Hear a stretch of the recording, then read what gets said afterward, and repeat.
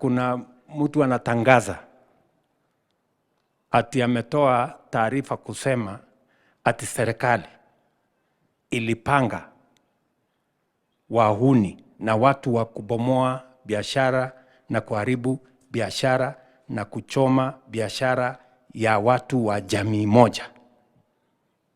Kama huyo mtu ni mwanaume kamili, atuambie hawa watu ni kina nani. Aende aandikishe statement, aseme ni mtu fulani, ni kiongozi fulani, ni sehemu fulani. Kutangaza tu mambo ya ujinga kwa mitandao ya mambo ya siasa is unacceptable. So if any leader has information that the burning of citizens' properties in Meru, in Murang'a, in Kiambu, in Kirinyaga was orchestrated by any official in government, if you are a responsible leader, you should be able to provide that information to the public so that those behind these heinous acts can be arrested, can be taken to court and charged for criminal activity. Otherwise, if you are playing politics with businesses of people who are shedding tears because they have lost their property, they have lost their businesses, then shame on you. The tired regime of Ruto had a well-organized state-sponsored militia in cohort with the police and other state security agencies to maim, kill and destroy property and blame it on the Kikuyu community and specific leaders who are perceived unfriendly to this killer regime. This targeted profiling of the Kikuyu community and destruction of their specific business is an economic sabotage not new to the narrative of William Ruto. On the 30th day, this state-sponsored militia, under instructions and guidance from the police, were dropped in different places in the country, and mostly in the Mount Kenya region and other regions not perceived friendly to the government. They were strategically dropped past midnight, and then roadblocks were placed by the police while others was dropped early in the morning. The militia were procured by Ruto. Governors and MPs allied to him. These regions included Nairobi, Kiambu, Kajiado, Kisii, Nyeri, Murang'a, Kiambu, Kirinyaga, Meru, Nyandarua, Kajiado, Kitengela, Ongata-Rongai, Machakos, Embu, and in Wote.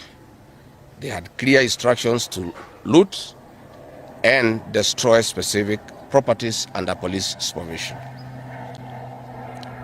A killer squad of 101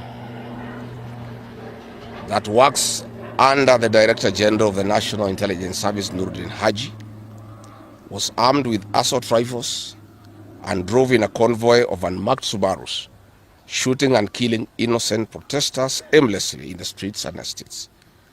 They squad in Subarus, hooded and masked against court orders, are disguising themselves as DCI's officers, yet we know they are not. In fact, I would like to clarify that the National Intelligence Service has procured Subarus to give an impression that this killer gang is from the DCI.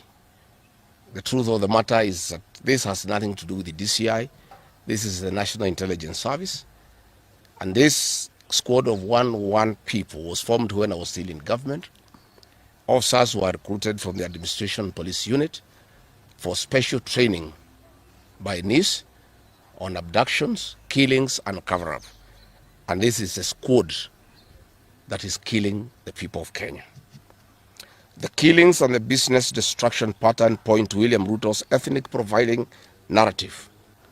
With a close coordination of PS Interior Imodomolo, this narrative was boosted online by state bloggers to spin a narrative. The narrative of 41 against 1 was a masterpiece of William Ruto.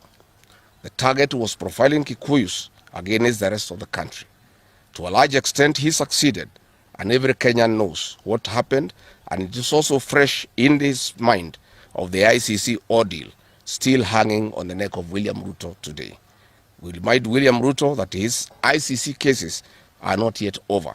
They have been paused after witnesses disappeared. And what he is pretending over are crimes under the Rome Statute. It is clear history is repeating itself. And the architect William Ruto is back on the deck.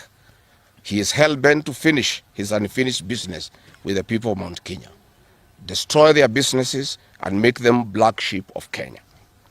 Despite this horrible experience, the people of Mount Kenya voted William Ruto to a man in 2022 general elections against the advice of President Uhuru Kenyatta, whom Mr. Ruto had branded as a drunkard and a useless leader. Today, the people of Kenya, and especially the Mount Kenya region, feel sorry that they did not heed to the advice of Uhuru Kenyatta. These state-sponsored militia were key in touching of various parts of the country with ease of police assistance to prefer terrorism charges on specific people from the Mount Kenya region.